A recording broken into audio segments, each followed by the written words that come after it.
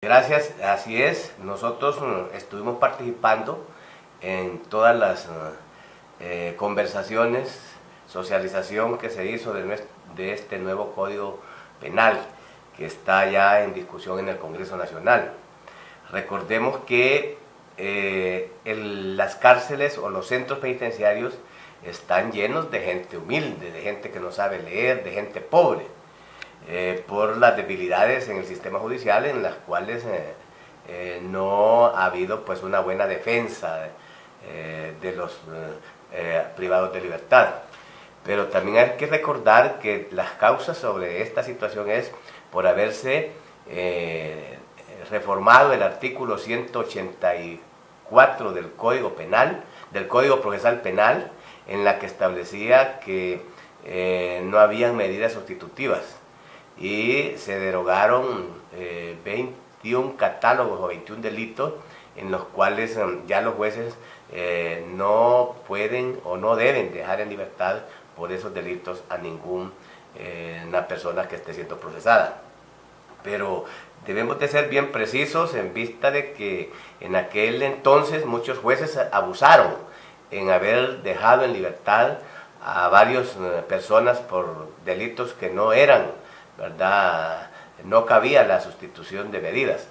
De eso se deriva en que en el Congreso Nacional se deroga el artículo 184 o se reforma el artículo 184 del Código Procesal Penal.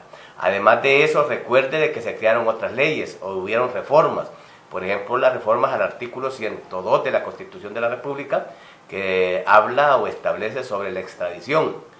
Y ya sobre esa situación ya el Estado de Honduras en los últimos tiempos van más de 10 personas extraditadas a los Estados Unidos por delitos del crimen organizado, que ya sabemos. Recuerde también que se creó la ley de extinción de dominio, la ley de lavado de activos, la ley de extorsión y todas estas, la ley de escuchas.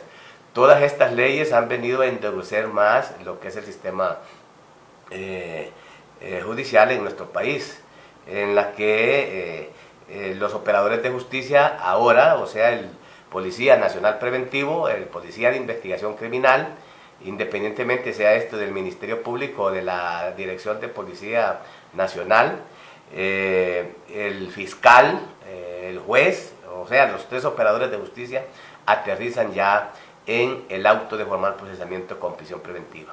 Y todo esto pues es lo que tiene pues el hacinamiento, ¿verdad?, el congestionamiento en los centros penitenciarios.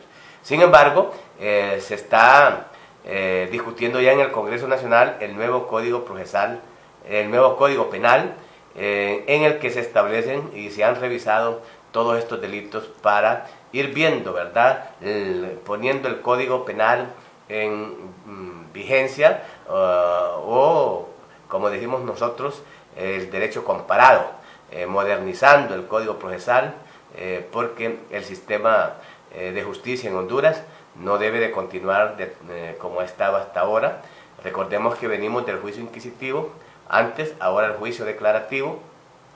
En aquel entonces los jueces ni conocían al procesado, ¿verdad? La indagatoria que se le llamaba antes, o sea, la declaración del imputado, quien la hacía era un escribiente o la hacía el secretario del juzgado. Hoy ya con el juicio declarativo, en los tribunales de sentencia, el juez conoce al procesado, conoce a los testigos, conoce, ¿verdad?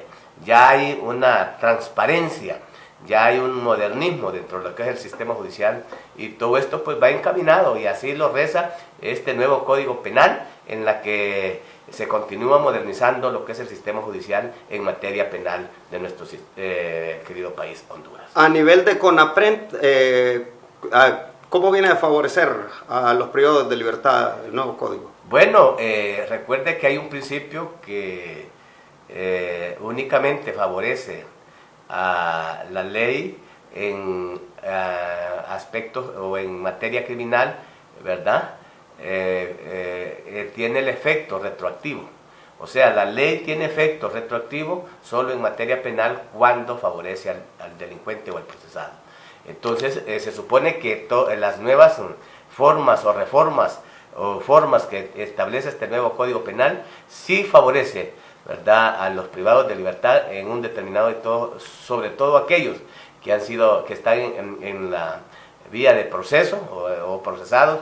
Es posible de que sí venga el descongestionamiento o el hacinamiento o el descongestionamiento o descongestionar los centros penitenciarios por algunas fórmulas o principios que puedan favorecer a aquellas personas que están privadas de libertad.